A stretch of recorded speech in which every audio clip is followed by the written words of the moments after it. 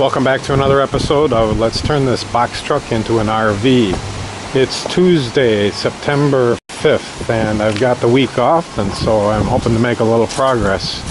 And let's start out with a little progress that I've made so far. As you know, I had the door down in the basement. I redid the door. I repainted the white on the outside. It still doesn't seem to quite match, you know. I wanted these shades to match, so I still don't quite have a match, but you know what? I don't think it's coming off again. I didn't take it off to paint it white. It's just that when I had it off, I thought I'll repaint it. Now this door works really nice. Works really smooth. Seals up. It's square. It's solid. Close it. You can lock it. It's locked top and bottom. Well, I guess it's not. Ha. Let's try this again. Now it's locked top and bottom. And then open it up and it swings free, swings open nicely. And check out the beautiful red oak. A lot of quarter sawn pieces in there. I think the door turned out just marvelous. And as you can see, I spray painted with that hammer finish, Rust-Oleum spray paint. I think that came out really nicely. And I put in a bead of silicone sealer all the way around, just because I know this at some point or another this door is going to be open and the rain's going to come. And I gave it one last coat of armor seal while it was still in the basement.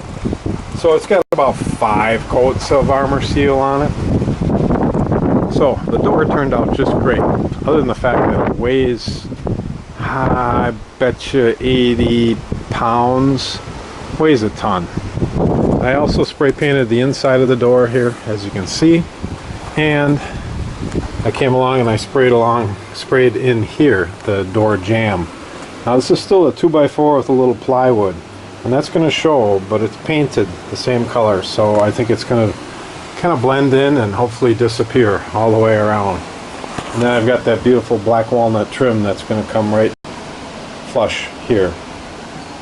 So I'm anxious to get that black walnut trim put on, and it's really going to trim this out. Now the piece of black walnut I've got for over here, I want to put a little rabbet underneath it so that when I put the side panel boards on, they can tuck underneath that little bit of a rabbet, and visually it'll make for a cleaner line. So I want to run it through the table saw one more time before I bring it out here and nail it in place, but that's pretty much ready. Let's check out this door here one more time. This thing's beautiful. And it latches right up and seals up.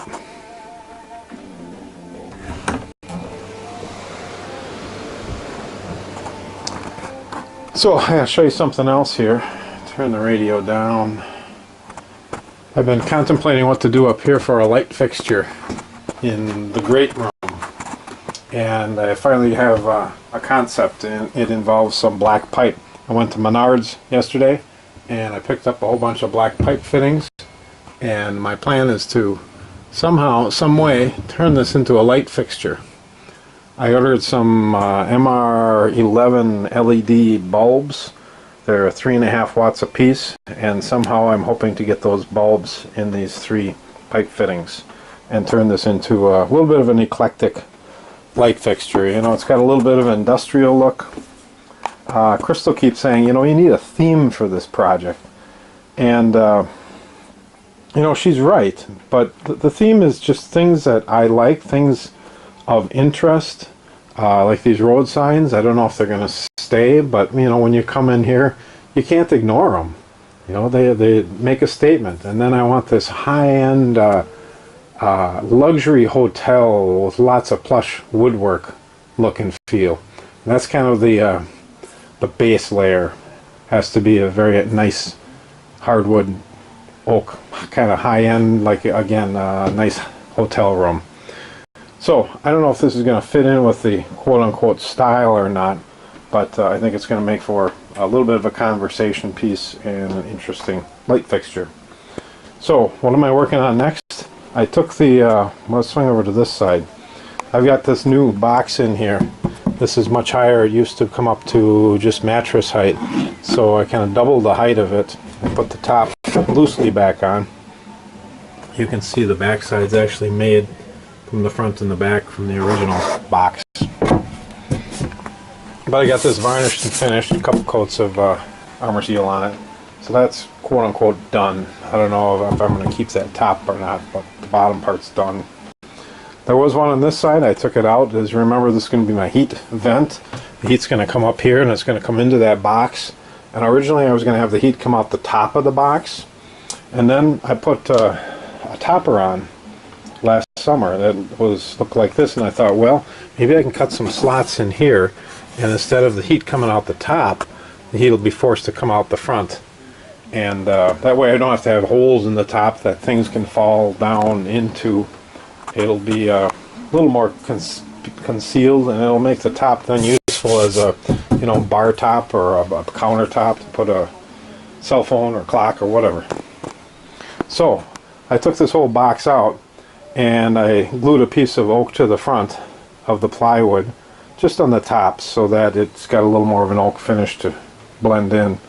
And then I'm going to, like I said, cut some grooves in the top of that vent for the heat to come up and out.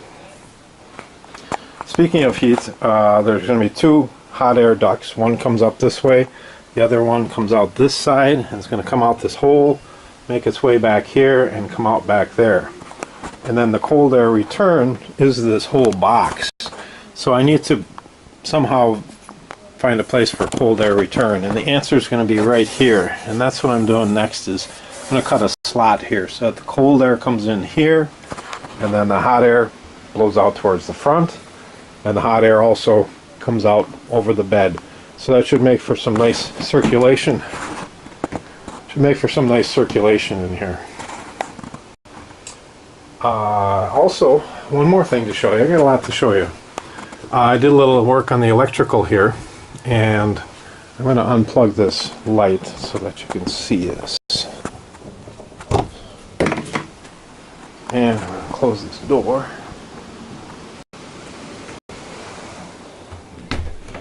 Okay, it's still pretty bright in here. But what I did is I bought some of these dimmer switches, and it's just a little cylindrical panel mount switch, and it's a touch switch. And you feed the DC 12 volts in one side, and then you hook your LEDs up to the other side. Actually, it's the other way around, but it doesn't matter. So it's a touch switch, so if I touch it, actually I have to touch it this way. I don't know if you noticed, but the lights came on. These are the skylight lights. Now if you touch and hold, it'll brighten. And so now it's full brightness. I'm going to let go.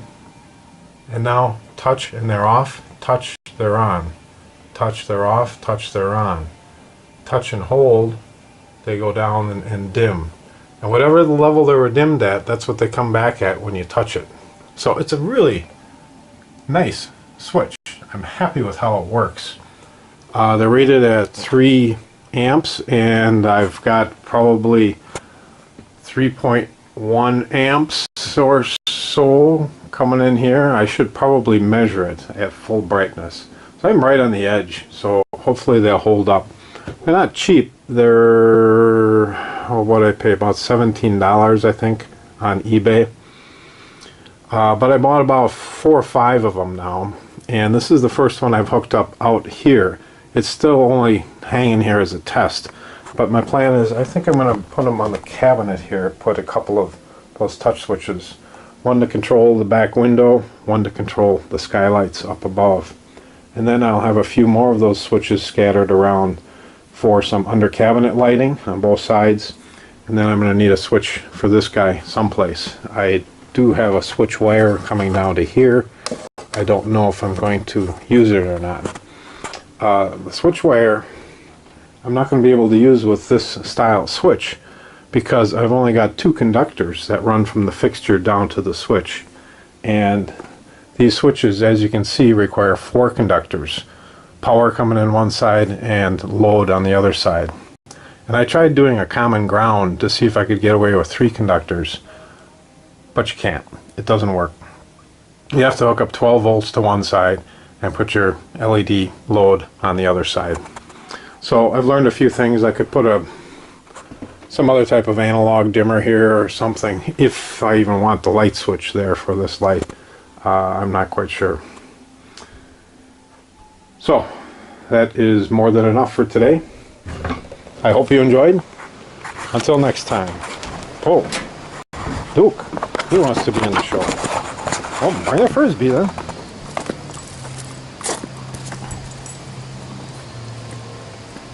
Ready?